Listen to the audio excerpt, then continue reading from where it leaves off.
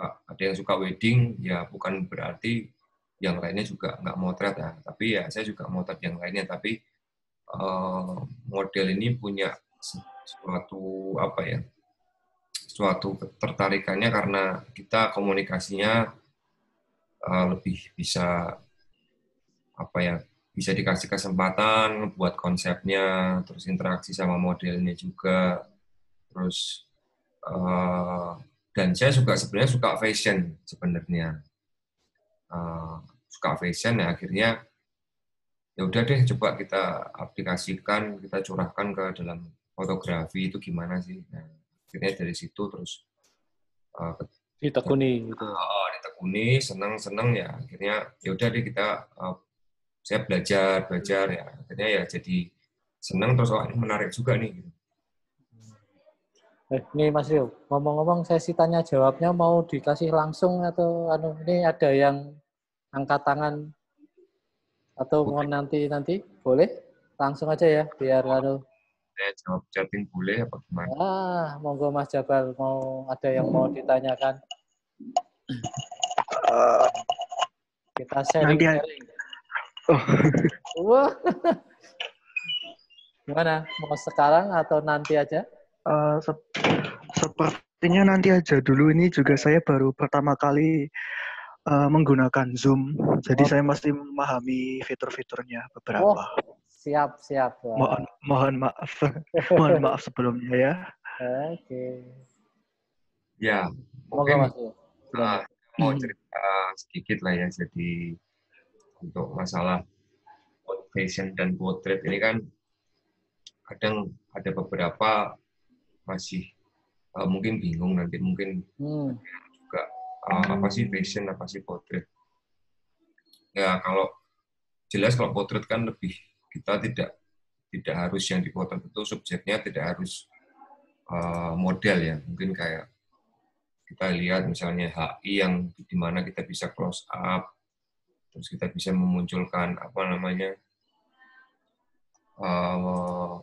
mukanya kayak Presiden Jokowi atau apa itu kan sebenarnya portretnya. Kekuatannya tuh lebih ke mukanya, garis besarnya sebenarnya seperti itu, lebih ke rautnya. Tapi kalau foto fashion yang jelas pasti kebanyakan diperagakan atau di subjeknya itu model yang memang yang ya model profesional, yang minimal ya dia bisa pose, dia bisa bergaya, dia bisa ekspresi. Ya, itu sebenarnya kalau menurut saya pribadi ada perbedaan garis besarnya di foto model dan foto portrait. Ya portrait pun subjeknya model pun juga bisa. Tapi kalau untuk kita menyebutnya foto model, ya dia memang model gitu. Kalau portrait ya bisa kita motret tukang becak pun, kita motret seorang tokoh itu, sehingga tokoh itu, wah ini kalau kita motret misalnya Pak Karno ya, kita motret Pak Karno ya benar-benar Pak Karno yang mungkin dia lagi pidato, lagi apa, itu kan sebenarnya ada suatu ciri khas dari apa namanya objek apa mukanya. Kalau portrait, kalau model ya siapa model profesional tentunya. Berarti memang harus ada karakter-karakter tertentu ya Mas untuk atau sebenarnya karakter itu dimunculkan. Kalau Mas Rio dalam memilih model itu? Iya. Jadi kalau model, kalau kita bicara portrait dan fashion, memang harus ada satu kesatuan ya, di mana kalau fashion jelas yang ditonjolkan itu adalah bajunya, karena namanya juga fashion ya. Nah baju itu kan kita bisa dikemas, kita bisa membuat suatu foto di mana baju dan si modelnya itu sendiri, artinya ekspresinya, posingnya itu juga bisa match dengan apa yang dikenakan, apa baju apa yang dipakai gitu. Artinya kalau misalnya kita pose-pose pakai gaun yang indah, yang gaun yang benar-benar elegan, kan tentunya posenya pun juga harus mengikuti kan gitu, istilahnya kan begitu. Walaupun ya tidak ada pakem khusus, orang wedding pun juga ada yang pakai gaun terus ibaratnya petakilan juga, misalnya dengan foto-foto yang lucu-lucu gitu juga bisa. Tapi ya itu sih, menariknya antara fashion dan potret, kita bisa menggabungkan antara ekspresinya dan juga posenya, terus kita juga bisa main pencahayaan, kita main warna, itu yang menarik sih. Nah, kalau seperti itu pas motret Mas Rio, gimana kalau misalkan otomatis kan itu orderan dari sebuah baju gitu ya. Nah, bagaimana mensiasati biar si model itu nggak ngalahin bajunya, ya sih? Iya. Nah, ekspresinya itu jadi orang itu justru malah terpesona dengan modelnya, tapi lupa sama bajunya lah. Untuk ngebalancing antara dua-duanya itu biar dia itu kelihatan bajunya elegan, terus saling mengisi, wajahnya juga kelihatan wow kayak gitu. Ya, sebenarnya gini sih Mas, analoginya ketika kita jualan misalnya katakanlah ada kemarin pengalaman ada teman yang jualan misalnya sepatu boot yang minimal di atas mata kaki. Nah, ketika dia milih model yang kurang pas, artinya dia modelnya cantik atau good looking, tapi untuk tinggi kakinya itu tidak terlalu panjang maksudnya. Pendek. Bootnya itu jadi tidak kuat, akhirnya dikalahkanlah si modelnya itu. Artinya orang, karena kan kalau misalnya kita jualan sepatu ya minimal secara look-nya semua overall kan kelihatan juga. Oh berarti kalau orangnya kakinya panjang, dia harus pakai boot yang panjang cocok. Tapi kalau kakinya pendek sehingga apalagi dia pakai baju yang dimana baju itu agak turun ke bawah, misalnya kayak di bawah lutut. Nah, akhirnya kan jadi tenggelam kan gitu kan. Nah, itu kan juga mempengaruhi antara ini berarti nih kok akhirnya yang dijadi korban adalah si produknya itu. Artinya sepatunya itu loh kok kelihatannya kurang bagus ya sepatunya. Padahal bukan sepatunya, mungkin modelnya gitu. Yang nggak pas pada saat diperagakan. Ya, kita lihat di mana kalau ada Jogja Fashion Week, ada fashion show itu kan pasti model punya kriteria. Artinya model yang aman, selain dia bisa pose itu pasti. Kedua, ya dia harus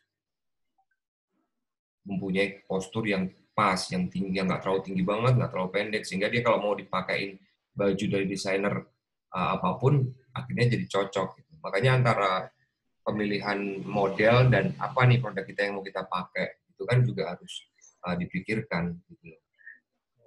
Ya kalau baju misalnya hanya kita foto setengah badan, oke deh cuman atasan aja. Nah mungkin masalah kaki ke bawah nggak terlalu masalah ya. Tapi kalau kita bicara ini look-nya full dari atas kepala sampai bawah ya, kita harus milih model yang benar-benar dia cocok gitu.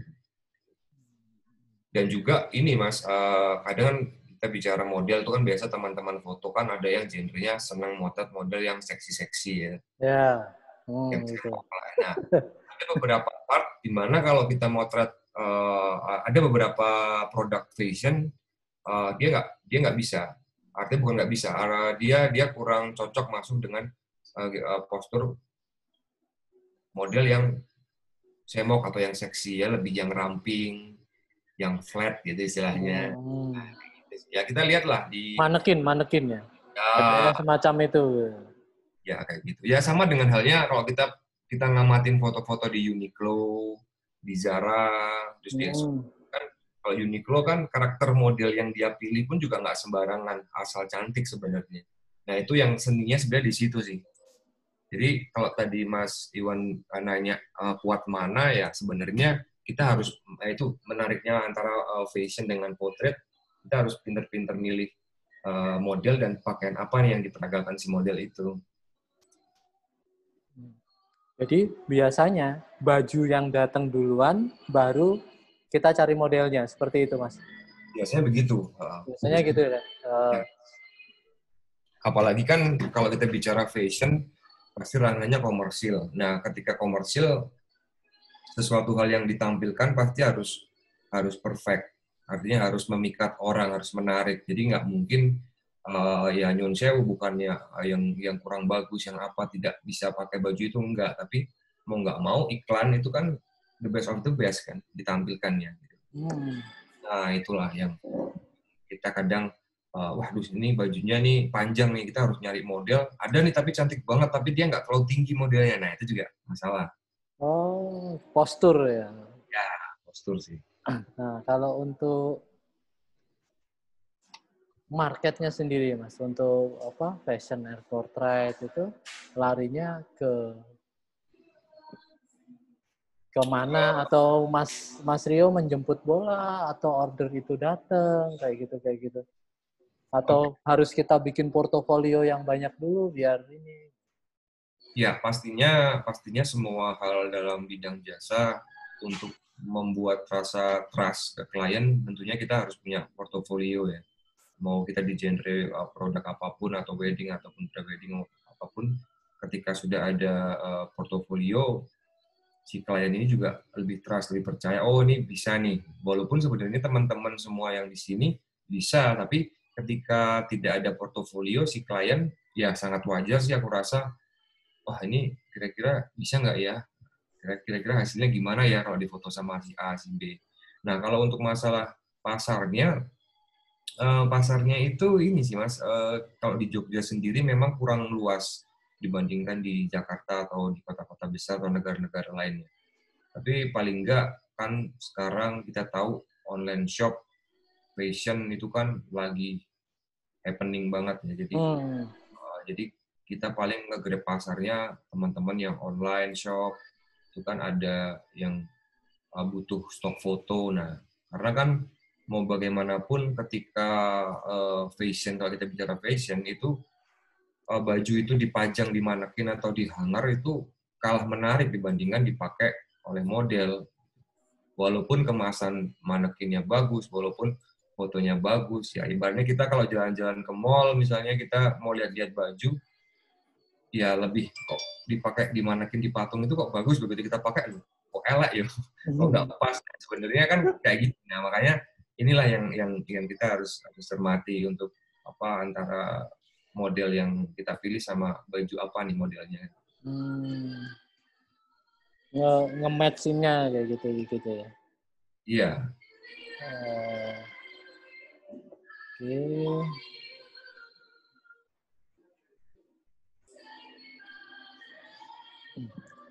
Kalau untuk apa lighting Mas Rio, Mas, lebih banyak on variable atau di studio? Sebenarnya kalau untuk apa namanya lighting kondisional sih Mas ya, kondisional. Tapi mostly aku sering pakai kombinasi antara available sama artificial. Jadi artificial pun juga dikombinasikan lagi, bisa kadang pakai flashlight, bisa juga aku pakai continuous. Nah itu kan tergantung permintaan klien juga. Tapi kalau misalnya kliennya suka yang lebih soft, yang lebih cahaya-cahaya natural light, ya biasanya pakai Windows lighting, atau di outdoor nggak perlu pakai lighting juga bisa, pakai pun juga nggak masalah. Jadi kondisional sih sebenarnya Mas. Jadi tergantung situasi dan kondisi. Ya. Nah, untuk kan biasanya portrait itu butuh lensa yang tajam ya Mas ya? Ya. Nah, kalau Mas Rio pakai lensa apa Mas biasanya? Kalau selama ini Favoritnya. Ya, kalau favorit sih saya senang, kalau untuk focal lengthnya saya senang di 85 ya Mas. Kalau untuk portrait ataupun fashion 85, kalau untuk misalnya untuk middle shoot itu lebih enak di 85. 85 saya biasa juga bisa pakai batis. Terus kalau mau yang lebih lebar lagi bisa pakai 2470 GM juga bisa, pakai 50 juga bisa. Nah, tergantung juga. Kadang kan kalau di tempatnya sempit, misalnya pernah tuh di rumah klien yang dimana dia tempatnya sempit ya, minimal kita pakai 2470 udah aman lah. Gitu. Tapi kalau ada yang suka fashionnya pengen yang bokeh-bokeh gitu kan, jadi bukaan besar, pakai 85 atau pakai yang seperempat. Nah itu dia suka yang bokeh-bokeh. Tapi kalau dari saya pribadi sih, kalau biasanya pengen foto-foto ini aja deh. Misalnya untuk portofolio saya suka lebih nggak melulu bokeh sih, sebenarnya lebih senang pakai continuous ataupun digabungkan antara continuous sama available light gitu. Lebih enak sih. Nah, ini mungkin teman-teman pada penasaran nih. Nah, Mas share hasil foto dong Mas, sama ya tips-tipsnya lah kayak gitu. Oke, ini ada beberapa ya, mungkin ada beberapa yang sudah ada di Instagram juga. Misalnya,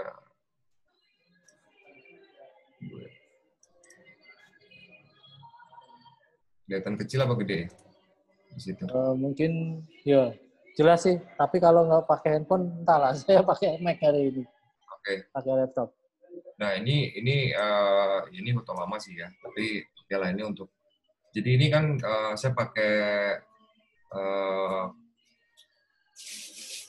lampu AD600 ya godok. Dia pakai satu lampu. Nah biasanya saya suka itu hard lighting. Jadi untuk melihat untuk menimbulkan karakter kencengnya, kerasnya daripada si makeupnya tuh saya lebih suka karakternya lebih kuat gitu. Nah untuk pose-nya sendiri ya karena ini kan lebih ada yang sadar kamera, ada yang dia cuman hanya nggak harus lihat kamera. Terus bajunya juga memang kita harus memikirkan. Nah ini kebetulan si model diskusi. Nah biasanya kita juga sebagai fashion fotografi minimal lah kita tahu mismatch untuk bajunya coklat, sepatunya ini warnanya harus apa. Nah biasanya si model pun atau si punya produk dia nanya ke fotografer. Nah minimal kita tahu. Terus juga ada beberapa yang ya lebih bright. Di sini lebih ini potret tapi ya konsep lain. Jadi komposisi saya suka sih untuk warna-warna, biasanya untuk warna-warna yang memang misalnya pakai warna cerah, background-nya juga cerah. Nah ini juga kebanyakan saya juga pakai ini. Kalau ini saya pakai 85 juga ini. Nah ini saya pakai available light. Saya pakai natural light ya. Saya pakai cahaya matahari pure, tidak ada flash, tidak ada apa-apa. Jadi cuma mengandalkan matahari. Kalau ini beda sama yang tadi ini pakai untuk lampu flashlight. Ini juga pakai available light juga. Nah, ini juga pakai di studio juga. Ini saya pakai 85 ini pakai 2470. Nah, ini pakai 2470. Ini juga sama. Nah, biasanya untuk ngambil untuk full badan ketika kita pakai vokal yang 50 atau 85 kayaknya kurang lega ya, dimensinya kurang enak. Jadi kalau kita pakai 2470 atau 25 misalnya yang lebih zoom lebih wide lagi lebih enak sih. Nah, ini kan karakter-karakter kalau saya emang sukanya karakter-karakter keras ya. Ada highlight di sini terus biasanya saya juga sama kebetulan yang makeup diri saya sendiri sehingga misalnya saya pengen butuh primer di area pipi. Nah, biasanya untuk skincare, untuk produk fashion magazine itu mereka lebih menonjolkan untuk highlighter-highlighternya, jadi hard lighting-nya yang lebih ditonjolkan. Bisa di area-area tulang, pipi, terus di pundak gitu. Beda dengan halnya untuk foto-foto yang doff. Artinya kalau saya menyebutnya istilahnya doff. Jadi kita tidak butuh secara teknis lighting, kita hanya preparation-nya, hanya propertinya, hanya konsepnya. Nah ini juga bisa dikategorikan bukan foto yang untuk kebutuhan istilahnya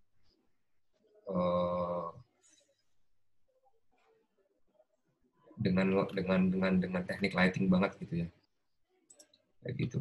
Terus ya ini juga sama. Nah ini juga pakai speed light, pakai lighting. AD600 sama Mas. Pakai AD600, saya pakai... Kalau modifiernya pakai apa Mas itu Mas? Gimana Mas? Modifiernya pakai apa? Saya pakai ini, beauty disk. Saya biasa pakai beauty disk karena cahayanya keras tapi dia nyebar. Kalau ini saya cuma pakai flash untuk flash biasa. Karena saya ini kan sebenarnya ada di sebelah kiri ini ada cahaya matahari masuk, jadi saya pengen kombinasikan aja biar ada mengkilapnya juga, ada flashnya, ada mataharinya juga. Nah kalau ini juga pure juga pakai AD600 juga. Nah, biasanya saya lebih senang untuk warna-warna atau apa ya istilahnya tidak soft tapi juga tidak kencang banget. Beda dengan halnya misalnya yang seperti ini. Nah ini saya pakai 2470 di master. Nah ini kan saya pengen ngambil detailnya tentunya dengan FF kecil. Terus ini di lapangan basket lokasinya. Sengaja saya pakai satu lampu. Saya seringnya pakai satu lampu. Kalau misalnya dua pun untuk krim ataupun untuk fill light-nya aja. Nah, seperti ini.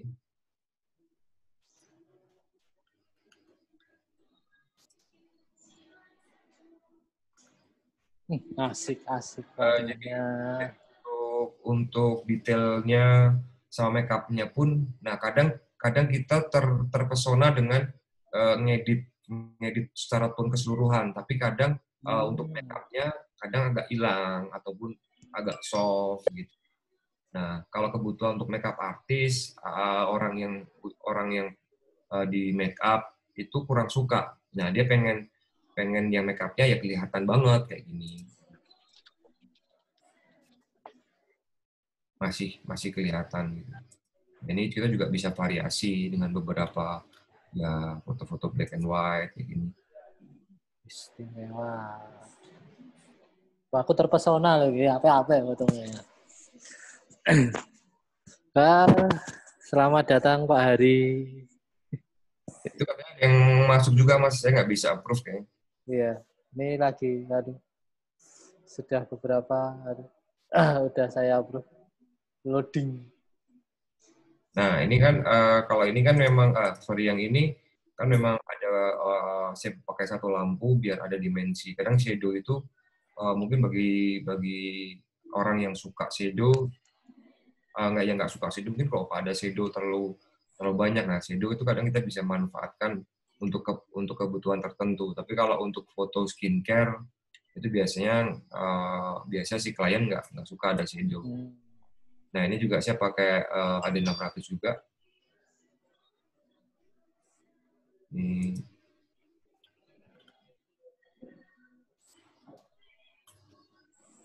Taman Sari ini Mas ya. Jadi berbeda loh Mas di tanganmu Mas. Ini Mas, mana namanya? Pulau Cemet itu ini? Bukan ke Taman Sari. Satunya tuh apa namanya? Warung botol. Ya, situ warung. Wah. Situ warung botol semua ini. Ini di studio. Nah, sebenarnya efek daripada apa istilahnya ini ya? Apa namanya? Untuk garis-garis ini. Ini karena ini saya gedein Mas, ini pakai continuous. Saya gedein powernya sampai mentok, terus speednya saya kurangin, jadi sehingga flicker.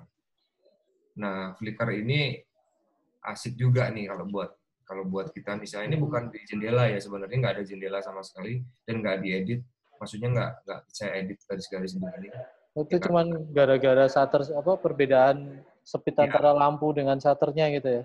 Ya, karena mungkin kan saya juga sebenarnya keterbatasan. Wah, ini kok nggak ada Windows lighting, ya udah saya pakai ala-ala begini deh. Nah, ini kan yang lebih black and white.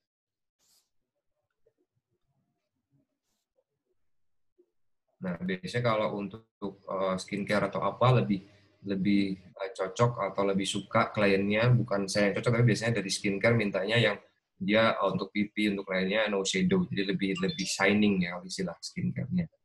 Lebih shining.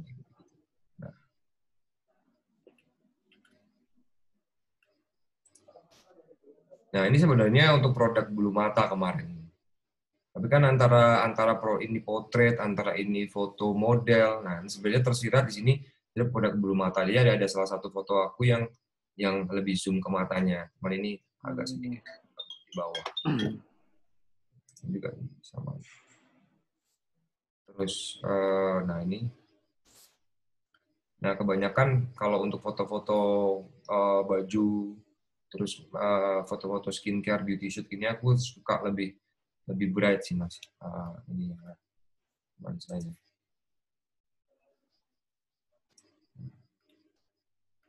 Kurang lebihnya kalau di studio bisa pakai 1 atau 2 lampu. Nah, ini kombinasi antara flash yang di kamera biasa itu flashlight, terus menghadap ke matahari, ada jendela, ada pintu. Nah, dari luar pintu aku foto ke dalam gitu sebenarnya.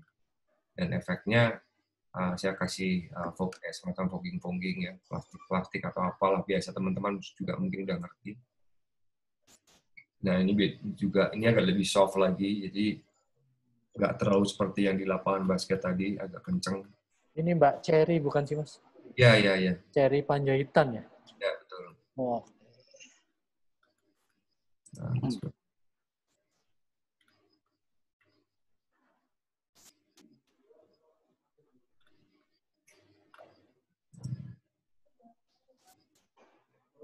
juga pakai flash juga, sama posisi lighting-nya sama dengan Cherry tadi. Ini di rumah saya pakai flash saja, karena flash sebagai feel-nya aja biar nggak terlalu ada shadow, jadi lebih terang. Nah, beda dengan yang seperti ini. Jadi kurang lebih seperti itu sih, Mas. Nah, setelah lihat fotonya jenengan tuh, Mas, wah keren-keren, moodnya oke-oke. Nah, itu triknya untuk membangun mood model untuk portrait and fashion itu yang paling susah di titik mana sih, Mas? Ya pastinya ya sama kalau teman-teman di sini foto yang lain, foto manusia, maksudnya interaksi. Kita buat chemistry ya, kita buat chemistry dulu. Gimana caranya kita sok dekat, artinya dalam tanda kutip sok dekat pada saat last minute kita mau pemotretan antara si model sama si fotografer, itu harus benar-benar kita punya ikatan emosional yang terjaga. Artinya ketika ayo ketawa atau gimana posenya gini ya kurang gimana gitu. Nah, itu akan lebih nggak malu-malu semua modelnya. Tapi kalau kita hanya ya Mbak lihat kiri dong, lihat kanan dong, arah ke bawah. Nah, itu masih kurang. Walaupun sebenarnya itu si model itu masih bisa lebih bagus lagi dari itu gitu. Kayak misalnya kayak foto-foto pada saat saya foto di Natasha. Natasha biasanya sudah nyiapin model dan modelnya saya nggak ngerti modelnya siapa gitu. Nah, pada saat kenal gitu kan. Jadi pas teko loh, nggak kenal. Nah, otomatis kan pas datang dia lagi di make upin. Nah, pada saat di make upin ya itu tadi kita sok dekat aja. Artinya kenal-kenal, bikin guruan-guruan yang gimana, akhirnya lebih cair suasananya. Ketika setelah after make up kita langsung pemotretan, nah itu akan lebih luas lah. Nah, gitu. Oke, mungkin waktunya membuka tanya jawab. Monggo kalau ada yang mau tanya sama Mas Rio, silahkan lambaikan tangan. Nah, ini ada Pak Hari nih. Pak Hari. Open mic dulu, open mic.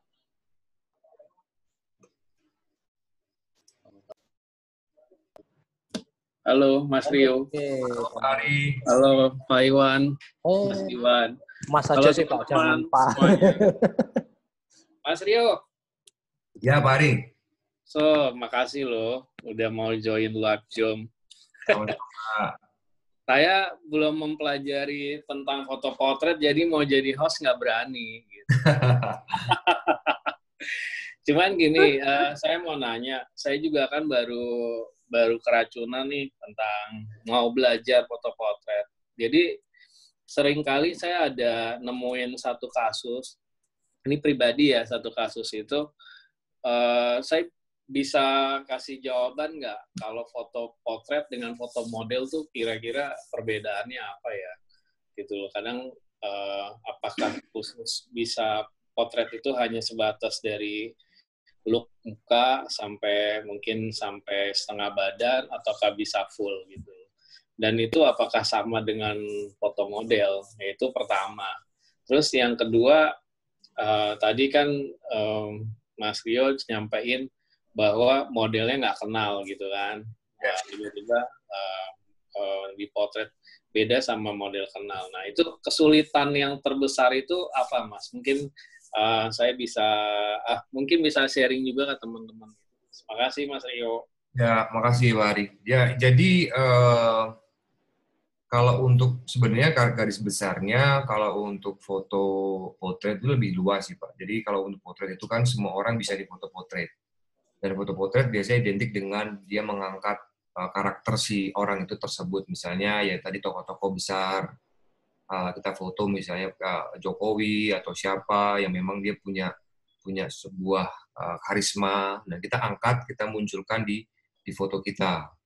Dan nggak harus orang yang misalnya dengan tokoh-tokoh besar, tapi misalnya tukang becak pun atau siapapun, kita foto dengan raut dia yang bener-bener wah ini tua banget nih orang nih, kelihatan sampai keriput-keriputnya, atau pas ketawanya ompongnya kelihatan, giginya atau apanya. Nah, itu sebenarnya bisa dikatakan foto potret. Tapi kalau foto model sebenarnya tentunya model yang memang benar-benar dia profesional sebagai model gitu. Jadi memang dia untuk pose, untuk apa dia juga pastinya udah memahami. Tapi kalau untuk orang yang di foto, orang kita bicara foto potret, belum tentu dia bisa pose. Ya, kayak misalnya kayak kita foto orang yang lain tapi dia ini bagus nih. Misalnya siapalah tokoh yang terkenal, dia kan juga bukan model sebenarnya. Kan kita bisa mengangkat dari sisi fotografinya, mukanya, ekspresinya kan gitu. Nah, kalau untuk tadi yang kedua, untuk model nggak kenal, kesulitannya apalagi kalau untuk beberapa fashion yang agak nyeleneh. Artinya nyeleneh itu misalnya fashion kalau kita bicara fashion magazine itu kan kalau kita lihat di luar negeri pakaiannya kan super seksi. Nah, seksi yang dimana kita mengemas itu tidak menjadi pornografi tapi tetap fotografi. Nah, artinya kalau modelnya ini masih jam terbangnya, dia bisa good looking, tapi dia belum pernah atau mungkin jarang, masih 1, 2, 3 kali untuk foto itu, si fotografernya nggak kenal, nah dia pasti agak canggung tuh. Dia agak canggung. Nah, untuk pose-pose lebih, karena kan antara pose dan ekspresi itu kan harus match. Nah, dia posenya oke, tapi ekspresinya masih enggak, atau sebaliknya. Nah, memang itu sih yang kadang kendalanya antara pose sama ekspresi. Keluasan gesturnya dia, pose itu agak sulit sih. Karena kan kalau kita bicara yang benar-benar the real model itu ya, selain dia good looking, dia posingnya harus sudah keren banget. Ketika kita habis foto gini, jegrek-jegrek, kita ngelihat sedikit sebentar, ketika kita angkat kamera lagi, dia pasti udah berubah pose. Nah, itu saya pernah mau menjumpai model-model yang begitu. Jadi kita fokusnya bukan untuk mengarahkan pose, kita cuma meningkatkan mood sama ya masalah teknisnya. Kita mau buat kamera lightingnya, warnanya, angle-nya kayak gimana sih. Itu sih kesulitannya kalau kita nggak kenal untuk antara ekspresi sama ekspresi ya. Jadi kalau potret itu nggak harus dengan cewek atau wanita ya, model ya? Enggak. Jadi nggak harus ya. Cowok pun bisa. Kesulitannya Mas yang kira-kira Mas Rio temukan tadi ekspresi ya, kalau nggak kenal ya? Iya. Ekspresinya pasti kadang orang malu-malu, terus yang harusnya dia bisa all out lebih bagus dari itu, dia akhirnya, nah itu butuh pemanasan tuh. Biasanya kalau udah satu sesi oke, kita santai dulu. Nah biasanya pada saat saya foto, walaupun saya belum dapat, saya nggak akan bilang, nah ini keren banget nih, ini bagus nih. Nah udah dapat nih, padahal belum dapat sebenarnya. Oh gitu ya. Tapi ketika nanti sudah mungkin di 20 menit ke depan, 30 menit ke depan, dia udah mulai panas. Nah, biasanya aku mau showing, ini kayak gini nih. Nah, aku berani showing ke dia karena aku udah dapat beneran gitu. Nah, ketika showing itu penting juga sih. Jadi dia biar, wah ini kok jadi bagus ya. Maksudnya kok aku jadi cantik di sini nih, jadi keren, jadi ganteng misalnya. Nah, akhirnya dia bisa dapat nih mood-nya lagi. Tapi kalau kita tanpa showing, dia ngebayangin, Ada juga yang sekali jebret, dia pengen minta lihat hasilnya. Ada juga yang begitu. Jadi macam-macam ya. Sama-sama. Makasih Mas Rio. Sama-sama, Pak. Oke, terima kasih Ya. Pak Hari. Ada satu lagi Terima nih kasih dari Mas Iwan. Mbak Adeline Kusuma. Oke, kita buka mic-nya. Monggo Mbak Adeline, apa yang mau ditanyain? Halo Mas Rio. Ya, halo Mbak. Kalau ini aku sebagai klien ya. Nah, aku mau nanya. Suaranya, sorry Mbak, suaranya agak kecil ya. Udah dengar belum Mas? Oke, lebih keras Kalau ini sedikit. aku sebagai klien ya, karena aku punya brand. Dan beberapa kali kerjasama sama fotografer itu nggak semuanya oke di akhir. Padahal sebenarnya bener nggak sih Mas, kalau kayak aku, setiap baju desain aku bikin mood board-nya udahan. Jadinya makeup kayak apa, terus bajunya warna ini, saya mau warna ini, saya mood board-nya itu udah saya bikin sebenarnya. Gitu. Apakah itu sebenarnya sudah sangat cukup membantu untuk fotografer mengenali karakter produknya kita? Itu ya, satu. Terus yang kedua, untuk pemilihan model, apa lebih baik si pemilik brand yang nyari model atau dipasain sama fotografer? Gitu. Oke Mbak, terima kasih Mbak. Iya. Macet, Ya. Mbak Adeline. Mau langsung dijawab? Penggemar ini kayaknya. Lah, sama-sama sering papasan, nggak pernah bisa ngobrol. Iya. Ini Mbak Adeline ini satu teman dulu kan saya ngajar di RKB. Nah ini juga beliau juga ngajar di RKB juga di fashion, Mbak, saya di foto. Ya Mbak, kalau tadi masalah mood board itu saya setuju sebenarnya. Saya setuju untuk mood board itu nggak cuma di fashion atau di portrait. Sama fotografi kalau ada mood board-nya itu sangat lebih preparation-nya lebih bagus ya, lebih baik. Dan output-nya harusnya tentunya lebih bagus juga. Cuman begini permasalahannya, beberapa fotografer itu kan kalau kita bicara kayak misalnya saya kasih contoh sedikit, misalnya kayak foto skincare ya, foto muka. Nah, kalau kita cuma sekilas kita bicara, Mas tolong buat fotoin skincare. Nah, kita pilih minimal kalau misalnya ada mood board-nya, kayak gini nih hasilnya, kayak fotonya misalnya makeup mana gitu. Nah, harusnya si fotografer harus punya bayangan, aku harus kayak gitu. Nah, tapi kadang antara mood board sama fotografernya kadang nggak match-nya, waduh ini bisa nggak ya gitu. Karena sebenarnya kalau foto fashion, foto skincare atau beauty shoot ya itu berbeda gitu. Berbedanya ya itu tadi, kalau kita cuma foto fashion kita nggak memikirkan untuk mukanya harus yang tajam, mukanya harus benar-benar make-up-nya. Iya. Nah, kita lihat kan sekarang banyak fotografer kalau misalnya orang beauty shoot, ya cuma kelihatan beauty aja. Tetapi Iya, benar. Secara ada karakternya. Hilang. Tapi Iya. sah apa enggak? Ya itu sah-sah aja kalau di fotografi. Sebenarnya kan nggak ada pakemnya, nggak ada pasalnya kita dukungkan. Cuman kalau untuk ranah beauty shoot, kalau kita lihat di majalah-majalah luar, kita lihat di YouTube luar, bener-bener kelihatan gitu loh. Bukan masalah itu bule atau kita bukan bule ya, sebenarnya sama aja. Cuman kan untuk menimbulkan karakternya itu si mukanya itu juga harus dapat, dan juga fashionnya harus kena juga. Misalnya pengeditan, faktor pengeditnya, ketika kadang warnanya nggak sama gitu.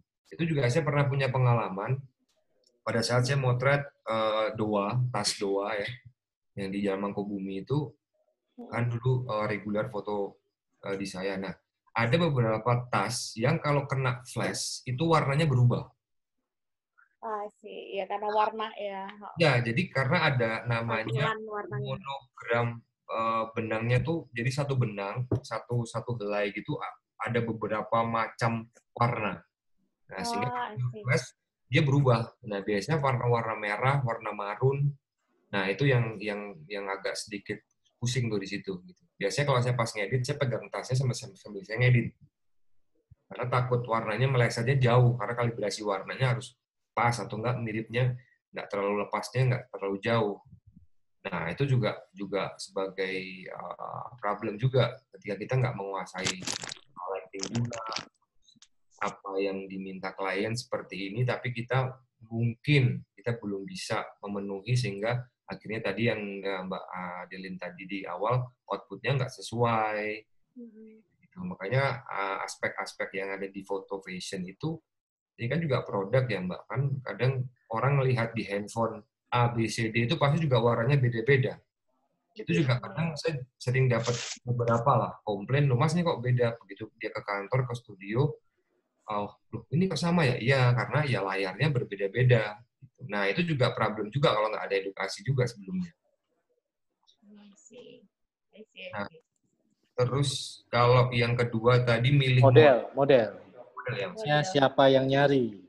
Nah, gini, kalau si fotografernya dia sudah pernah foto atau dia ekspertisnya sudah mumpuni, ya saya bicara profession, bukan masalah dia bisa foto apa enggak, tapi dia minimal dia bisa membayangkan. Makanya tadi kan saya bilang kalau saya nganggur, karena saya suka fashion, saya sering lihat-lihat fashion luar negeri, entah cowok, entah cewek, habis itu apalah sih sekarang yang lagi minimal dikit-dikit tahu lah walaupun nggak detail. Nah itu ketika si yang kliennya atau Mbak nanyain pilih model dong, nah harusnya dia harus nanya dulu nih model bajunya kayak gimana. Kalau saya biasanya gitu, bisa nggak difotoin pakai manekin atau nggak dipegang gitu. Oh panjang Mas, misalnya panjang nih sampai ini baju-baju syar'i misalnya atau baju-baju hijab. Nah, panjang berarti kan saya harus nyari model yang tinggi, yang kakinya lebih jenjang, nah gitu. Oh, saya pengen yang, nah biasanya sebenarnya ada interaksi, ada komunikasi antara model antara klien sama fotografer. Pengennya dicari yang gimana, entah kulitnya atau entah posturnya, gemuk, semok kah, kurus, kering kah, kan macam-macam tuh karakternya. Itu kan mempengaruhi juga. Kalau kita lihat foto-foto di luar kayak di Vogue magazine kan juga berbeda. Yeah. Kayak gitu sih Mbak Adi. Jadi fotografernya coba dikasih contoh fashion bajunya Mbak gimana, nanti coba dia untuk nyariin referensi model gimana. Ya, thank you. Ya, ada lagi Mbak? Sudah sih Mas, yang lain dulu. Oke, siap. Nah, ini yang lain siapa yang mau? Ini dia. Monggo Mas Radit. Nah, ini bus yang tertukar. Halo Mas Rio. Sehat Mas. Waduh, ya semoga ini besok sehat. Sorry banget nih ya. Makasih buat Iwan nih. Jadi host yang tertukar. Mas Rio. Iya Mas. Ini mau tanya tentang pasar ya. Pasar tentang fashion. Kalau Mas Rio kan udah punya klien banyak nih. Nah, untuk kita yang teman-teman yang masih awalan lah, masih mulai baru, itu tips triknya apa biar masuk ke marketnya fashionnya itu, klien-kliennya, di samping portofolio kan pasti ya harus punya. Cuma kalau kita hanya share portofolio di medsos kita, saya kira juga orang klien-klien juga nggak akan terus tiba-tiba langsung ngontak kita lah. Triksnya biar bisa masuk ke mereka gimana? Apa kita gratisin kayak kita ngontak ini tak gratisin atau ya apalah. Dari Mas Rio sendiri trik-triknya seperti apa kalau untuk? Iya Mas, Mas Radit makasih. Apa namanya kalau kita bicara bagaimana kita mendapatkan klien sebenarnya tergantung. Ya, pertama memang start networking ya. Kedua memang kita harus cari muka Mas. Cari muka dalam tanda kutip cari muka ketika kita upload aja di Instagram, kita harus menjawil, kita harus nge-tag si produk itu, dan juga sebenarnya kita nggak harus nunggu kita punya produk sesuatu. Nah biasanya kalau zaman dulu saya pengen cari muka itu misalnya ada teman-teman entah model cewek, entah cowok, entah anak kecil atau siapapun, saya dandanin itu kita diskusi. Yuk kita foto ya buat kayak gini. Nah, misalnya saya ngambil dari majalah, kita nyontek, tapi kita kembangin dikit. Nah, ketika kita udah dapat, karena gini, pengalaman saya pengen foto kayak X misalnya, di sebuah artikel atau gambar-gambar di Google gitu. Itu sampai saya hunting di mall, saya nyari bajunya, saya beliin, Mas. Modal dulu berarti, Pak. Nah, ini kan salah satu cara juga. Ketika kita dapat, oke, ini sesuai nih, nah kita foto sebagus-bagusnya, kita bisa tag ke produk itu, misalnya kayak SNM, nggak apa-apa. Minimal kita, dia lihat aja, masalah dia mau repost, dia mau order, syukur-syukur dia mau order, itu urusan bonus lah nanti lah. Nah, itu pertama sih kalau untuk di media sosial pergerakannya sebenarnya nggak cuma upload, karena kan followers kita nggak ngerti nih followers kita behavior-nya gimana, pergerakan atau apa gitu kan. Nah, kedua, selain itu ya pasti ya seperti Mas Farid bilang tadi, mungkin kita bisa ngasih diskon, kita ngasih promo, udah deh kayak aku kasih free tapi nanti gini-gini ya, atau mungkin uploadnya nanti dicantumin namaku atau apa. Nah, itu memang bisa memikat juga untuk meraih pasar, misalnya pasar clothing atau butik-butik. Kalau kita mau lebih head to head lagi, ya udah kita masuk aja ke butik-butik atau apa, kita sodorin portofolio kita walaupun nggak banyak, atau misalnya kita nggak punya portofolio, ya udah kita mau nawarin nih free karena saya mau lagi bikin portofolio, mau nggak nih Mbak kita bikinin baju-baju. Nah, aku rasa mereka seneng-seneng banget kok. Aku rasa itu senang. Nah, kembali lagi ketika sudah ada portofolio, pastinya itu akan menambah trust kepada teman-teman yang nantinya akan menjadi klien kita. Cuman memang perlu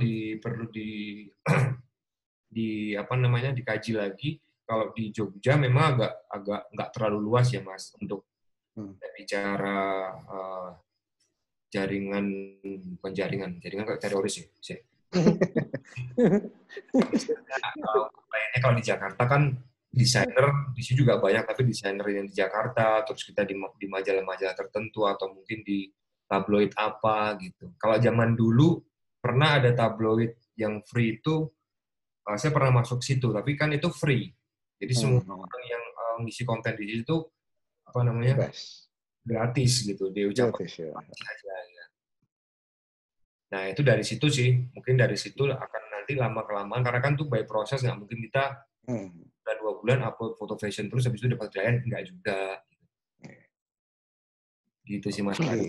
Mungkin berarti dengan kata lain collab dengan produk fashion baru gitu ya, maksudnya. Ya, kan sekarang kayak misalnya sekarang di online shop kan banyak. Kita ini aja, kan kadang kita jarang DM, misalnya kita DM aja, DM Mbak, ini saya perkenalkan diri dengan baik-baik, boleh nggak kalau misalnya ada barang baru atau baju yang baru datang, boleh nggak saya fotoin, nanti filenya saya kasih, free aja nggak apa-apa kok, saya butuh portofolio, cuman saya pengen foto saya nanti saya boleh upload, nah kayak gitu-gitu aja sih. Nah. Oke. Ada lagi Mas? Satu lagi boleh ya? Oh, boleh. Tadi menyambung sama Mbak Adelia tadi sih, masalah mood board, terus itu hubungannya sama idealisnya fotografer sama keinginannya klien. Itu kalau menurut Mas Rio itu porsinya berapa persen, bro? Karena kan keinginannya klien kadang beda sama idealisnya fotografernya. Itu juga Mas. Ya, oke Mas Farid. Nah, kalau kita bicara industri, tentunya kita harus mengalahkan ego, itu pasti. Idealis kita harus tidak dihilangkan, tapi dikurangi. Nah, berapa persen pengurangannya tergantung dari kesepakatan. Artinya gini, kalau misalnya ada produk baju, pengennya fotonya di pantai misalnya. Nah, kadang di pantai itu pengennya kita yang warnanya yang, nah, kadang si fotografer harus ngerti. Makanya kan foto itu untuk siapa dan foto apa, itu yang paling penting. Foto apa dan untuk siapa.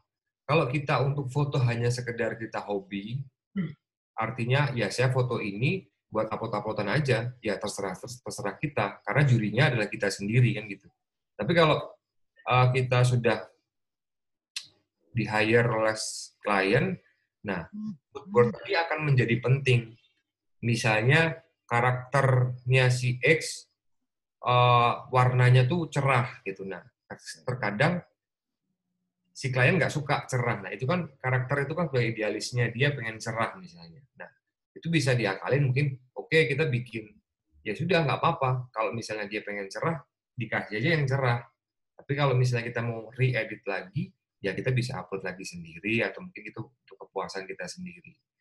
Nah, kalau ngasih beberapa advice ke klien, misalnya jam pemotretan atau apa, terus idealis kita harus pagi. Nah, harus pagi nih, gimana idealis itu kan nggak harus selalu di karya kan, Mas. Maksudnya idealis itu, aku nggak seneng naik motret akeh wong. Itu kan sebenarnya juga bisa dikatakan idealis, walaupun bukan tertuang dalam karya. Tapi pengennya dia rombongan ada hairdo-nya, ada koreonya, ada apa. Nah, itu juga kita harus fleksibel lah, karena kan kita dibayar kan. Tetap kita ngurangin idealisme ego kita kok, Mas. Orang ngono ora dibayar ya, Mas. Lah iya. Berarti mungkin bisa dibilang 70-30 gitu ya, Mas ya. Idealismenya itu yang sidik-sidik 30. Yang penting mlebu duite. Yang penting bayaran. Oke, sudah sih. Monggo Mas Iwan yang lain.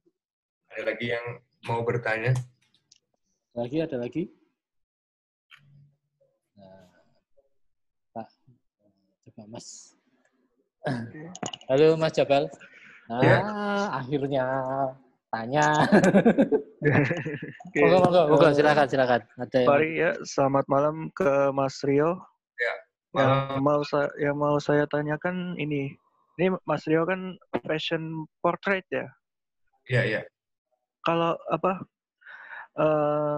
untuk melatih kepekaan fashion sih Mas, kan Mas tadi Mas juga nyari referensi kayak di Versace kayak di H&M, lihat-lihat fashion luar kayak H&M, Versace, terus Victoria's Secret atau apa itu. Terus nanti penerapannya ke foto Mas Rio bagaimana? Oke. Ya Mas, sebenarnya gini Mas, kalau itu kan referensi ya. Jadi kita ini kan harus punya banyak referensi dan selera. Nah, kalau seleranya kita kurang, ya berarti kan referensi yang kita baca atau yang kita lihat juga berbeda. Maksudnya gini, kalau saya lihat di S&M, saya lihat di Zara, di Pull&Bear misalnya, di situ itu hanya sebagai referensi.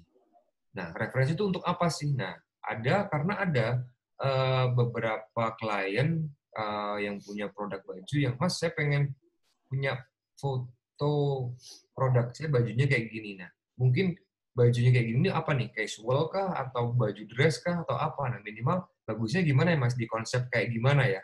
Nah, si fotografer harus lebih cemerlang tuh. Dia nggak perlu, aduh gimana ya, piye ya Mas, ya Mbak, yo manut we lah, yo piye sing apik lah. Nah, itu kan akhirnya jadi kita terlihat kita nggak menguasai gitu. Nah, tapi kalau kita punya referensi, oke, berarti kalau ini adalah temanya summer, berarti mungkin boleh nih kita di pantai, tapi di pantai pun kita coba deh, nanti sesekali ada kita pegang kelapa, atau mungkin kita pegang apa, misalnya ada pohon kelapanya atau apa gitu. Nah, itu kan ide-ide yang tidak seharusnya ada, tapi kita mengadakan itu. Seperti kalau Mas Jabal lihat di depan Barukmo, terus Mas Jabal lihat di mall-mall itu, foto-foto Wrangler, foto-foto Lee Cooper itu tidak tersirat bahwa brandnya itu adalah Lee Cooper. Dia hanya foto cewek hadap dari belakang, pantatnya bagus, hadap ke sana, rambutnya panjang, terus dikasih nama Wrangler, gitu doang. Nah, kenapa? Kan saya sempat juga berpikir, kenapa kok dia benar-benar nggak menunjukkan brandnya? Oke, mungkin asumsi saya adalah itu adalah brand besar, jadi nggak butuh pengakuan, nggak butuh artinya orang tahu itu Wrangler.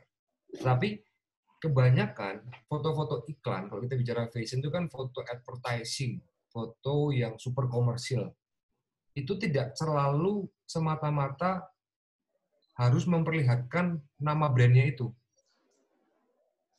Jadi bisa juga referensi-referensi yang kita lihat dari kayak iklan parfum, misalnya iklan parfum kan nggak harus kita pegang parfumnya terus kita foto. Kita bisa cuman duduk, kayak saya lihat waktu itu di Amplas, di tempat-tempat makeup, iklan parfum ada cowok, dia cuman pakai kemeja tapi nggak pakai daleman, dia duduk di sofa, di foto, udah. terus dikasih parfum. Nah, kadang edukasi ke klien seperti ini, yang klien kadang belum punya knowledge, wawasan ke situ gitu loh. Padahal kan siapa sih yang nggak mau produknya dia langsung terkesan produk ini yang harga 20.000 terkesan harga 100.000. Nah, dengan kemasan yang tidak hard selling tapi tetap soft selling gitu. Nah, itu kan kalau kita nggak sering melihat referensi itu, ketika ada pertanyaan atau kasus atau kita ada project, ya kita bingung. Itu pertama. Kedua, oke lah, sesekali kita pengen mau bikin foto sendiri. Nah, foto sendiri ya tadi bilang, saya pengen buat portofolio nih. Saya nggak punya klien, saya belum punya klien. Nah, yuk kita nyontek foto-fotonya dari Uniqlo misalnya. Ya sudah, kita bisa nyari model, atau nyari teman-teman sendiri yang nggak harus yang kita bayar mahal, atau mungkin kita bisa gratisan. Kita dandanin, dalam arti kita dandanin, kita discuss sama si modelnya, kamu punya nggak baju sweater, kamu punya nggak gini. Terus nanti editannya pengennya kayak gini. Nah, itu kan sebenarnya dari referensi yang kita lihat, kita masukin ke kepala, terus kita aplikasikan. Sebenarnya kayak gitu. Ada lagi Mas Jabal? Apa jawabannya? Sepertinya sudah cukup bos. Pertanyaan saya sudah terjawab. Terima kasih kepada moderator dan Mas Rio. Terima kasih Mas. Semoga sukses selalu buat Mas Rio. Ya. Ada lagi yang mau bertanya?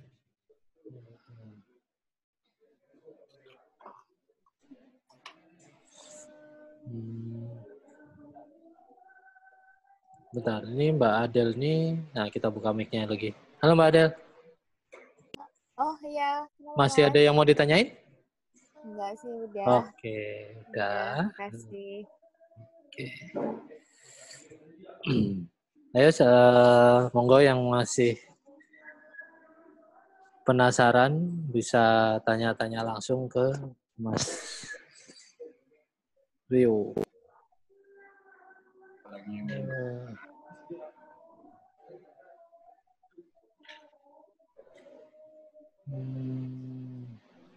Bentar.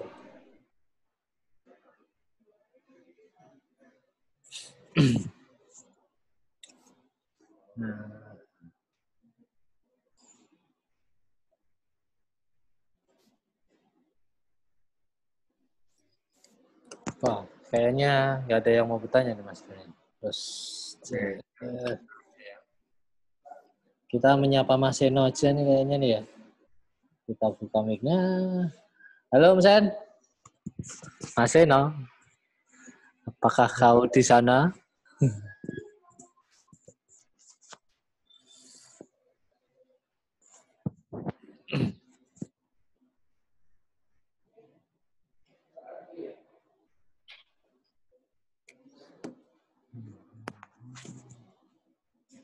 Oke, satu penanya.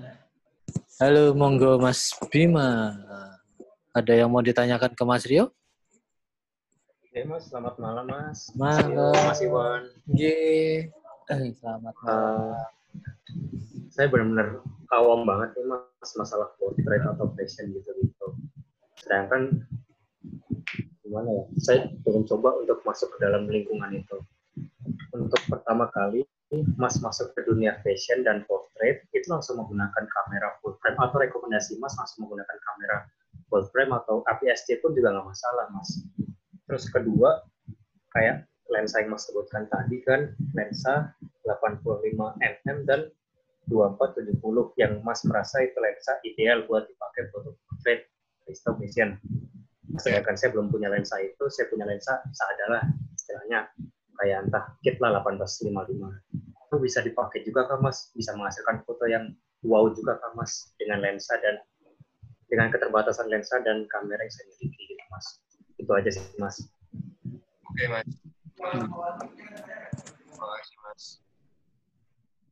Oke Mas, kalau untuk dulu waktu saya belajar fashion atau masuk ke dalam ranah fashion, tentunya nggak harus full frame ya, APS-C pun pasti bisa.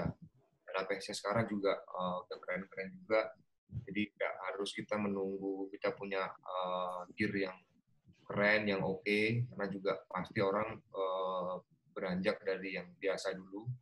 Dan juga kalau kita bicara tadi full frame atau APS-C, dulu saya dari APS-C Mas, malahan saya belajar fashion. Itu sempat saya foto clothing, itu tahun berapa saya lupa, itu di foto di Bali untuk foto clothingnya Momo Geisha, Momo Says. Sekarang lihat di Instagramnya ada Momo Says. Nah, saya sempat motret untuk beberapa katalognya di Bali. Itu saya cuman dulu pakai Fuji berapa ya? Dan oke juga gitu, dan mereka nggak komplain dan nggak apa gitu. Makanya sebenarnya kalau gear atau kita pakai Canon mau pakai apapun kameranya sebenarnya nggak ada masalah. Nggak ada masalah mau pakai lensa apapun, nggak ada. Yang jelas kita mengetahui medan perangnya. Medan perangnya maksudnya gini. Ya artinya vokal yang dulu deh. Nah, itu kan sangat riskan ya. Kita misalnya kita nggak ngerti kita mau foto di mana, ruangannya berapa, kita cuma bawa satu varian, misalnya cuma bawa misalnya 85. Sedangkan mungkin di studionya kecil banget. Nah, kita nggak bisa mundur, kita harus butuh yang 50 ataupun 25 atau berapa kan. Nah, itu pengetahuan knowledge tentang medan perangnya kayak gimana gitu. Berbeda kalau kita bicara, saya udah punya gitu semuanya, udah bawa aja satu tas, saya masalahan gitu. Tapi kalau kita punya diri yang seadanya, ya minimal kita tahu medan perangnya, lokasi fotonya, kita tahu dulu pertama. Kedua, intensitas cahaya jelas ya. Intensitas cahaya itu berkaitan dengan bukaan besarkah, bukaan kecilkah yang kita bawa. Nah, itu juga butuh, atau kita harus pakai artificial light, kita harus pakai lampu tambahan, itu juga butuh. Nah, bagai pertanyaan pertama tadi, memang tidak ada pakem atau khusus kita harus pakai kamera full frame, terus harus pakai kamera yang mahal, dan juga nyambung pertanyaan dua, lensa yang biasa pun 1855, kalau kita ada pertanyaan bisa nggak bisa, tapi mungkin juga hasilnya kurang maksimal kan gitu. Ya pastinya lah Mas, anorako norupo. Semua orang pasti tahu dan itu sangat realitanya begitu. Tapi kalau pertanyaannya bisa nggak, semua lensa bisa, semua merek kamera bisa. Tergantung orangnya yang pegangnya juga kan. Main behind the gun kan istilahnya, siapa nih yang motret. Ya terkadang kita punya alat yang bagus, tetapi hasilnya tidak sebagus alat yang kita punya, itu kan beban. Dan kedua, kita tidak bisa membuat hasil dari yang kita foto itu kok kayak biasa aja ya. Nah ini yang salah siapa nih? Nah gitu. Itu kan sebenarnya juga beban juga, Mas.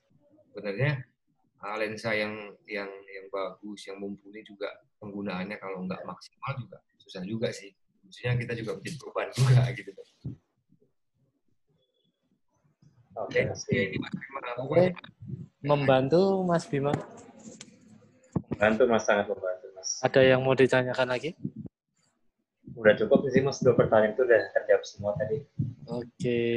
Masih buat Mas Rio ya. Ya, matur nuwun Mas. Sukses buat Mas Bima. Terima kasih Mas Iwan. Ya.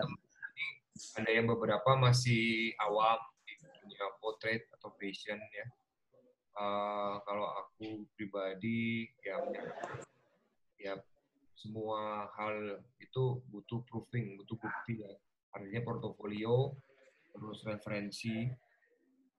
Kalau teman-teman di sini misalnya mau nyoba-nyoba foto untuk potret atau untuk apa yang walaupun mungkin yang lainnya bisa untuk wedding atau pre-wedding, ya it's okay, nggak apa-apa. Jadi itu buat second opinion, buat kalau ketika misalnya kita punya kayak gini di masa-masa sekarang, kita pengen foto baju kan gitu di studio aja atau di rumah aja kan bisa tuh kita ekspor sendiri kan gitu. Oke Mas Rio, Pak Hari mau masuk lagi nih, ada yang mau ditanyakan lagi. Halo Pak Hari. Monggo Pak Hari. Halo. Yes. Ada yang masih mau ditanyakan Pak Hari? Mas Rio. Ya Pak Hari. Tadi kan saya tuh tertarik dengan tadi disampaikan Mas Rio ada referensi seperti H&M, Zara, atau Pull&Bear, atau fashion-fashion luar negeri. Nah, yang ingin saya tanyakan, ini mungkin agak sedikit, bukan sedikit ya, mungkin juga bisa melenceng atau apa, tapi presetnya itu setiap tahun berubah nggak, Mas? Dari fashion, misalkan Paris lagi presetnya kayak gini, fashionnya, lalu potretnya kayak gini, Italia seperti ini, tahun 2020 akan seperti apa, 2021 itu berubah-berubah ya? Atau memang mengikuti itu kita sebagai fotografer harus banyak belajar referensi-referensi di luar? Ya, ya Pak Ari. Kalau untuk pengetahuan knowledge kita untuk pribadi, kita memang disarankan untuk kita banyak referensi. Kalau dibilang referensinya, maksudnya untuk tren mode, tren color-nya pun juga berbeda di luar negeri. Artinya kita bisa lihat dari misalnya fashion blogger atau beauty blogger di luar negeri di Instagram, itu pun juga berbeda juga. Setiap tahunnya pasti ada sesuatu yang baru. Kalau biasanya saya lihat di Pinterest, misalnya di Pinterest itu juga sering up to date. Nah, itu juga berbeda. Walaupun nanti pada aplikasinya ketika kita mendapat klien beneran, itu nggak kepakai semua. Misalnya kliennya pengennya yang biasa aja, yang standar gitu. Nah, ya sudah, kita kan berarti hanya keep aja, kita harus kita tahu. Ya kita harus menurut kliennya pengennya yang biasa. Ya sudah. Tapi minimal ketika ada klien kita disuruh explore gimana nih idenya, konsepnya, terserah Mas Rio deh gimana. Nah, kita akan lebih sedikit liar, artinya liar kita bisa mengambil dari, oh ini fashion dari Eropa sekarang kayak gini nih. Gitu. Terus misalnya ada baju-baju summer, nah orang yang banyak referensi atau up-to-date referensi, itu akan berbeda ketika kita membuat summer fotografer A dan B dan C, yang dimana B, C itu tidak terlalu update. Nah, mungkin ide kreativitas dia untuk ngebuat foto itu akan berbeda juga pastinya gitu. Jadi tergantung dari klien juga ya. Nah, tapi biar dan ini sih Pak Ari, apa namanya, yang saya temui klien-klien sekarang ini ya mayoritas kebanyakan ya dia untuk referensi luar negerinya kurang. Oh gitu. Ya, kurang karena dia kurang berani. Bisa misalnya contohnya gini, kayak foto katalog. Foto katalog itu boleh, foto katalog tidak ada yang keliru atau yang salah, tapi boleh deh kita mencoba foto-foto on the street, misalnya fashion yang kayak kita lihat di OOTD apa gitu, biasanya kan ada tuh, nah misalnya di jalanan. Saya rasa lebih menarik untuk penjualan dia, juga lebih menarik dari sisi fotografi juga menarik, karena kan hampir semua produk fashion yang dijual di pasar itu kan untuk daily, untuk dipakai daily. Misalnya kita fashion show, karya-karya Ivan Gunawan atau apa yang memang dia bajunya memang hanya untuk pameran, exhibition ya. Tapi kalau yang kayak gitu kan, kalau orang lihat di jalanan, misalnya satu part lah, the little part dari Jogja aja yang kita sebenarnya nggak pengen nunjukin di Jogja, ini kan bisa. Tapi kan itu akan menjadi value juga sebagai yang jualan baju. Ini kok keren banget sih bajunya. Padahal sebenarnya dari dukung nama fotonya juga keren kan gitu. Gitu ya. Jadi memang harus banyak referensi ya Mas ya? Iya Pak. Kalau nggak pernah referensi gimana mau bikin ini ya? ATM.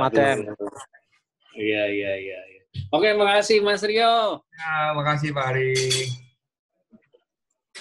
Monggo Wan. Oke, matur nuwun Pak Ari.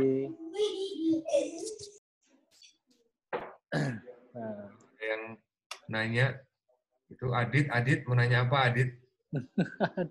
Adit Putra. Ini. Benar. Kemudian fashion ya Adit. Adit. Nah. Halo Mas Adit, selamat malam. Dit, nggak ada suaranya Dit. Wah, kamu belum bayar kuota Dit, malah hilang. Jaringannya putus-putus. Apa Dit? Sementara Dit. Ditulis.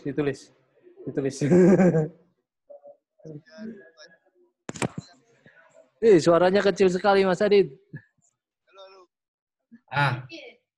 Coba Dit, aku berusaha mendengarkan Dit.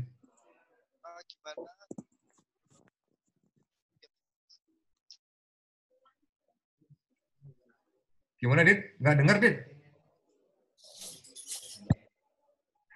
Gini. Halo. Nah, ini malah jelas.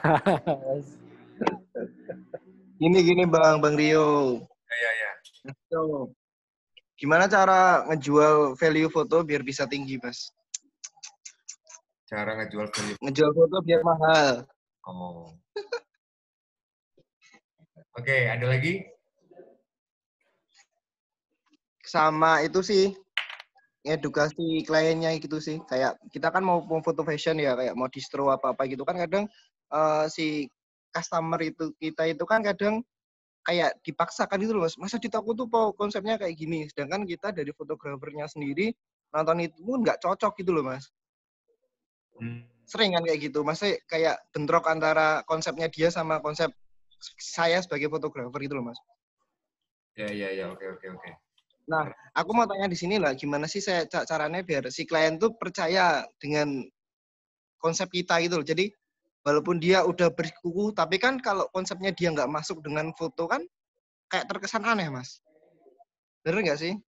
Ya. Nah, gitu sih, Mas. Cuma itu aja. Oke, Dit. Makasih, Dit. Oke, siap, Mas. Nah, kalau untuk value foto kita bisa tinggi itu ya banyak sih faktornya, nggak bisa langsung instan ya. Maksudnya Oke, siap. Faktor lokasi gitu. Kayak kita lokasi di Jogja, Jakarta, mau di luar negeri, mau di mana kan pasti juga itu juga value juga. Kedua, di samping itu ya secara kualitas pastinya. Ketiga juga mungkin bisa dibilang untuk skill komunikasi kita atau self branding kita ya sebagai fotografer itu juga bisa mempengaruhi juga. Jadi kadang orang trust atau orang berani bayar mahal atau berani dealing itu macam-macam. Ada yang cuma melihat kameranya bagus terus akhirnya dia berani bayar mahal. Ada yang dari portofolionya atau dari dandanannya dia atau dari cara dia ngomong kayaknya kok ini orang ini lebih menguasai pro nih. Nah, ini Yakinkan. Jadi kalau value itu banyak banget penjabarannya ya. Yang kita bisa meningkatkan untuk harga lebih tinggi. Juga kompetitor juga gimana. Kalau setauku clothing itu ya agak susah kalau untuk jualan tinggi. Clothing itu banyak yang pelit-pelit ya. Iya. Iya kan? Yang punya clothing pasti tahu gitu loh. Karena saya juga udah lama sering dimintain untuk foto clothing ya gitu-gitu aja, duitnya nggak ada, Dit. Sama dong. Nah, kan bodoh tuh akhirnya. Wah, ini sesi curhat. Iya, kalau yang kayak butik, kayak apa, itu mungkin lah masih oke lah, nggak tuku rokok, rong bungkus sih. So. Iya. Nah, terus yang kedua untuk bentrok konsep ya, seperti yang tadi Pak Arif tanya antara apa saya tanya atau siapa? Mas Pradit. Ya Mas Pradit. Iya, Nah itu kan ya idealisme pasti ya, karena yang terakhir saya singgung Pak Arif tadi juga sama. Kadang klien itu ya mohon maaf ya, klien itu kadang punya referensinya, punya seleranya kurang. Kalau kita udah bicara selera itu susah kita gantinya. Karena selera itu susah diganti, tapi kalau referensi bisa. Kalau seleranya misalnya katakanlah orangnya punya duitnya tebel, tapi seleranya deso. Ya susah kita ngasih, gue elek nganggo iki, tapi menurut dia bagus gitu. Itu selera. Sorry, menyela Mas Rio. Nah, kalau kayak gitu, akhirnya Mas Rio nurutin klien atau berusaha meyakinkan dia bahwa dalanmu ini salah. Pertama, saya meyakinkan dulu sebisa saya. Kalau nggak bisa, saya ngalah karena saya dibayar, Mas. Ujung-ujungnya kan gitu. Itu benar Adit. Benar sih. itu fakta lapangan begitu gitu loh. Bukan hanya di dunia genre foto lain maksudnya, tapi di dunia fashion kadang kayak foto gitu, Mas saya pengen foto gini. Wah, ini seleranya katrok banget ya. Tapi proyeknya besar gitu loh. Proyeknya besar, dia berani bayar mahal. Nah, kita terus nggak serta-merta, ya udah gampang kok foto nih. Ya minimal kita punya tanggung jawab moral lah, biar fotonya lebih bagus lagi, Mbak. Gimana kalau dikasih contoh nih, jangan kita verbal, tapi dikasih contoh, ini kayak gini misalnya. Itu kan akan kelihatan lebih bagus dong, Mbak. Akan nanti value-nya akan lebih tinggi loh nanti hasilnya. Nah, kalau itu dia mau ya oke, tapi kalau dia mau mungkin berapa persen tok nggak masalah. Kalau dia nggak mau sama sekali, ya wes rapopo. Jadi minimal kita upaya dulu kan untuk kita nggak cuman seadanya aja kita foto, mentang-mentang kita udah dibayar kan gitu. Ya kasihin dia juga gitu.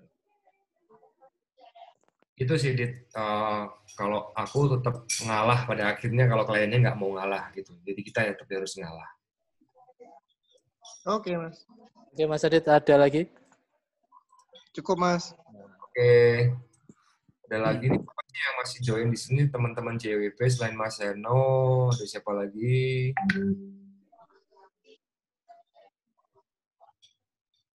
Oke, Mr. Kice. Halo, malam Mas Kice.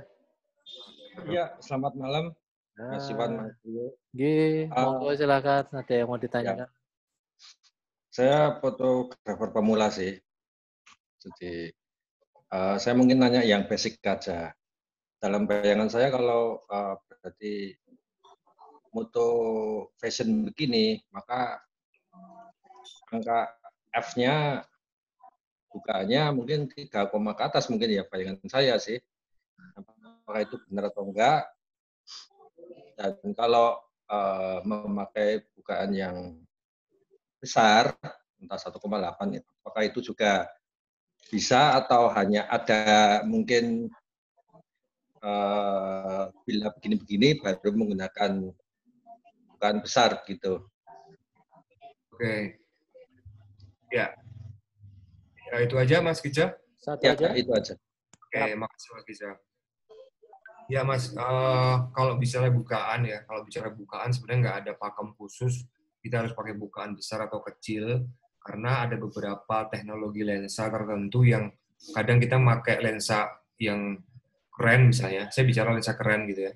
Lensa keren itu dengan bukaan besar, dia masih tetap tajam. Ada juga lensa yang kurang keren, ya. Kurang keren, dia harus pakai bukaan besar. Harus bukaan kecil.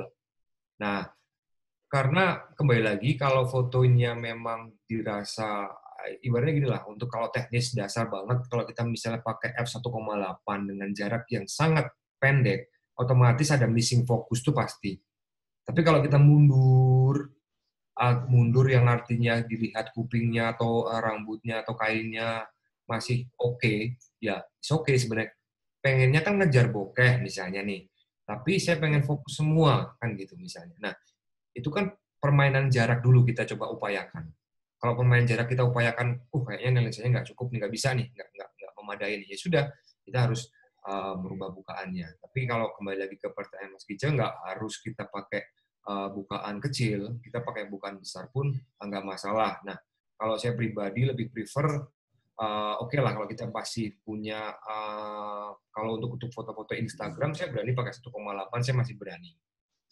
Kalau misalnya kita masih ragu ya di 2,0 atau mungkin 2,8 kalau di G Master misalnya kita pakai G Master, atau mungkin nggak usah lah lensa-lensa yang mahal ya, lensa-lensa biasa kita pakai di 2,8 oke, nggak ada masalah gitu. Itu juga udah tajam. Sebenarnya nggak ada pakem tertentu kita harus pakai F berapa. Kalau menurut saya sih itu. Kecuali kalau ini foto akan di zoom dan benar-benar didetailkan kayak foto furniture misalnya, atau foto yang lebih detail lagi, ya semakin besar, semakin kecil bukaannya, saya rasa lebih bagus juga ya. Apalagi kalau kita foto di studio, kita pakai lampu, kita nggak butuh bukaan besar gitu. Kita pakai bukaan kecil, itu akan lebih aman, dan fotonya kalau diedit lebih enak. Kita zoom-zoomnya tuh lebih enak. Mau misalnya kita mau clone, mau apa, mau edit itu lebih enak sih. Itu sih Mas Kice kalau dari saya. Oke, ya baik. Terima kasih. Terjawab Mas Kice. Ada lagi? Oh, sudah, terima kasih. Oke, siap. Matur nuwun. Wih, nggak kerasa loh 1,5 jam. Mas, aku kencing bentar aja, Mas ya. Siap.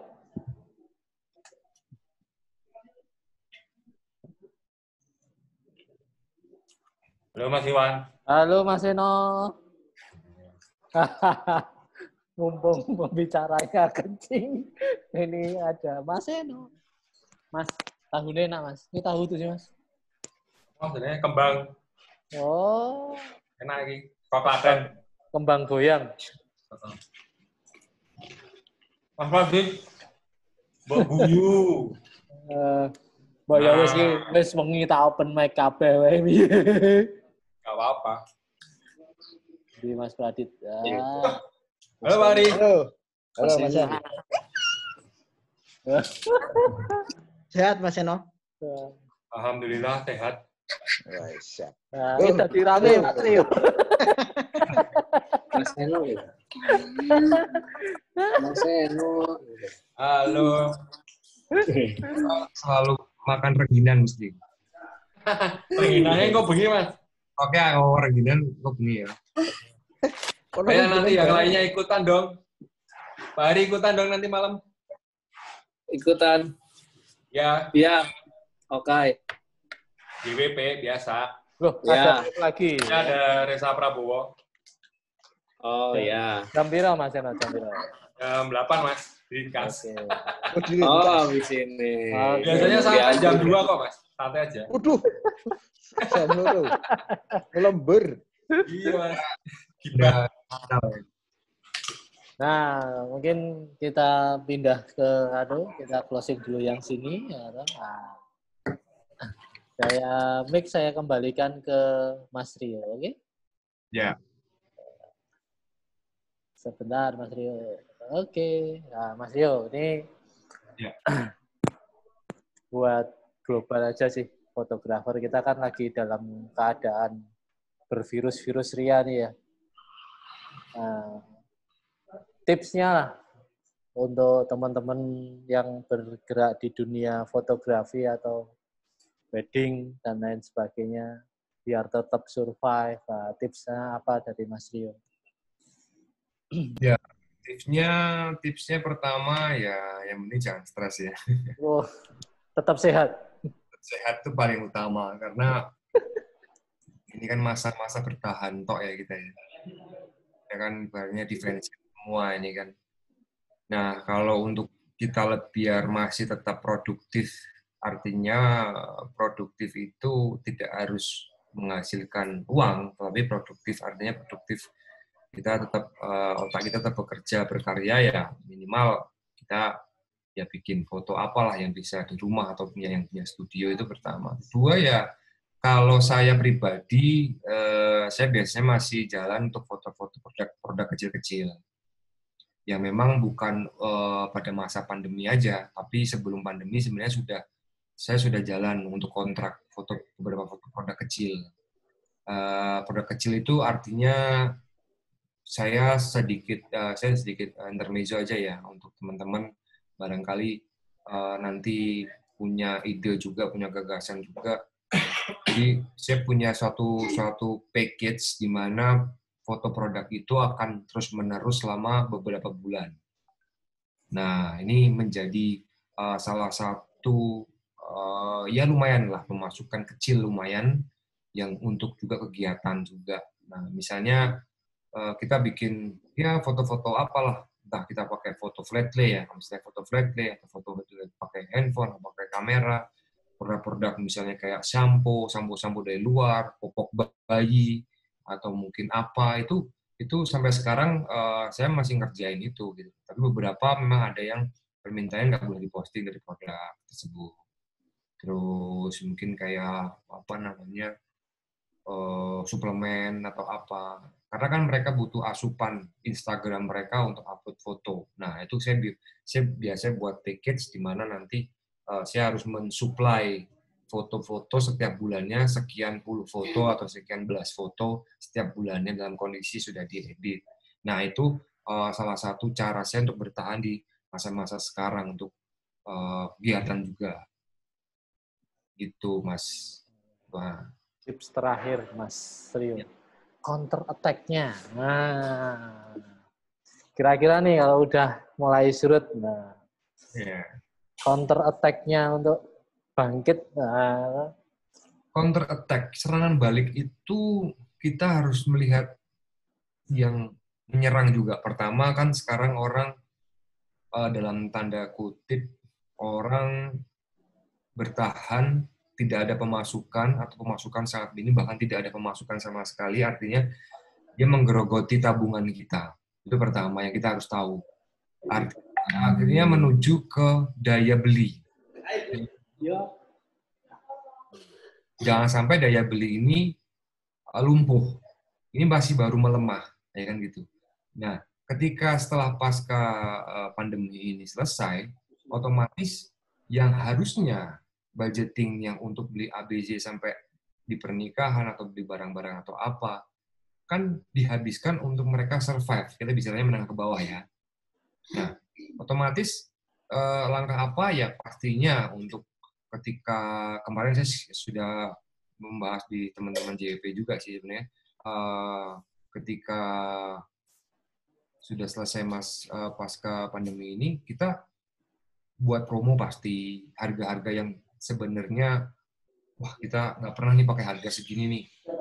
Kita bukan berarti kita sekarang mati-matian saling mematikan harga, menurut saya enggak juga, karena ini sudah semuanya bukan Jogja, Sleman aja, seluruh dunia itu mengalami hal yang sama. Artinya sudah kita bareng-bareng bikin paket promo lah, bikin apalah, terus juga kita bareng-bareng bikin misalnya portofolio, misalnya yang di fashion kayak ini kita buat portofolio jadi-jadian, misalnya pura-puraan gitu kan, memikat orang. Terus dari sekarang kita ngasih promo-promo apa gitu-gitu. Nanti karena kan kalau kita nggak ngasih promo dan promonya itu ternyata masih terlalu mahal bagi mereka, karena kan mereka juga, kita harus ingat mereka juga daya belinya masih belum kuat nih.